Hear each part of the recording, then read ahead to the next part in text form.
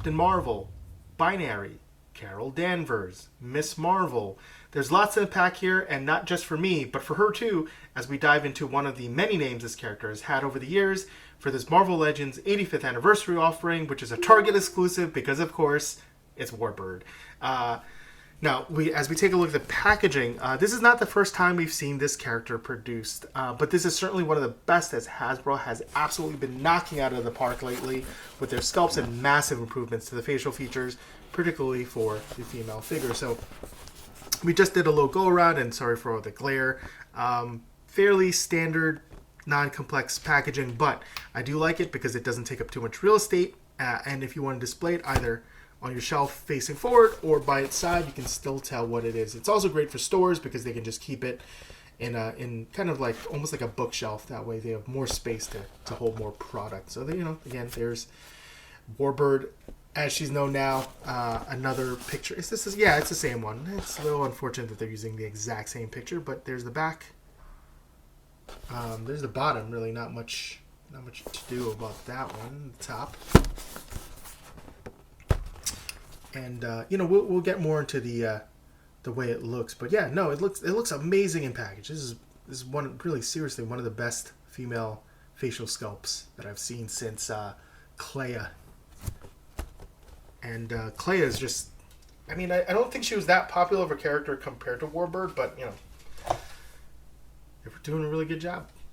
According to the sell sheet, bring the excitement and wonder of the Marvel Universe to your collection with Hasbro's Marvel Legends, Marvel's Warbird, parenthesis, Carol Danvers.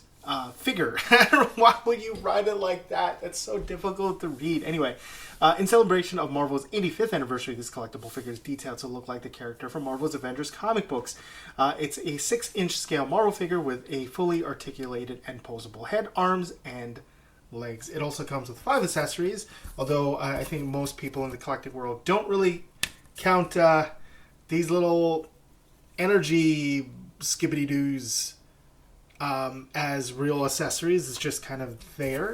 It does come with 2 extra hands. That way you can kind of give her that like one open hand, one closed fist look, which I think is pretty cool, or 2 open hands, which to me it's a little bit weird. And then finally, the original head that it was packaged with. Now they have slightly different masks, domino masks going on, and aside from that, the biggest difference would be one has a slightly open mouth while this one has a closed mouth. So you can see here again, both sculpted pretty well. I think I prefer the closed mouth version, but the figure looks pretty good. I had no issues bending any of the limbs fresh out of the box without any need to heat up any of the joints.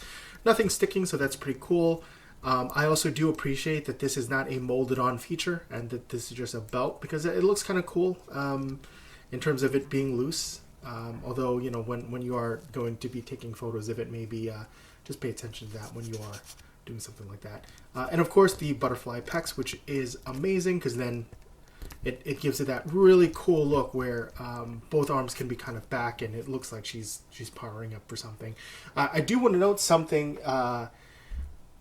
with the build quality that may or may not be an issue for you guys. When I was switching out the head, I did find that it took a little bit more strength than I would have liked to pull out this one. And when popping this one back in for the alternate head, it didn't have the same pop.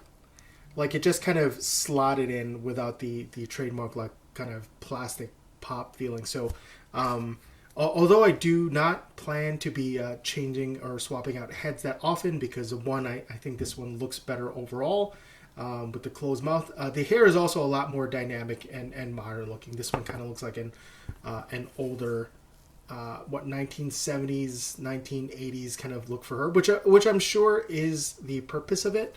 But yeah, I just like the modern hair look quite a bit better. As we take a look at the articulation, here we see swivel hinge ankles, double hinge knees which are pinless, swivel thighs, bow jointed drop down hips, bow jointed torso hinge, butterfly pecs, standard bow jointed shoulders, barbell jointed head, double hinge elbows which are pinless, and swivel hinge wrists. Did not have too much trouble swapping out the head, by the way. As we move into figure comparisons to help you decide how the design language for this particular figure shapes up to others in a similar universe, we're bringing along other Hasbro figures from the Star Wars Black Series, G.I. Joe Classified line, a random older Marvel Legends female figure, and the standard and perfectly 6-inch scale 6-inch Spider-Man figure. So I'm really amazed that the females are looking a lot more like females, and I'm trying to say that in the least creepy way possible. It's difficult for me to compare to older figures because I've been paring down my collection and sold a lot of them that I just couldn't display on the shelf anymore, or have long since been replaced by another newer, better figure. But I think this Black Cat is pretty representative of what it used to look like. It's not necessarily that it was bad, and also, by the way, this is actually one of the newer Black Cats. The older Black Cat, while it didn't look really bad at the time, all the newer figures really made it look terrible in comparison. So I'm really happy to get Warbird, Carol Danvers, Miss Marvel, Captain Marvel. So let me know what you thought of this figure. Did you love it? Did you hate it? What kinds of stuff do you prefer collecting, and what figures are you looking forward to over the next couple months? Thanks for watching, and stay tuned for more content.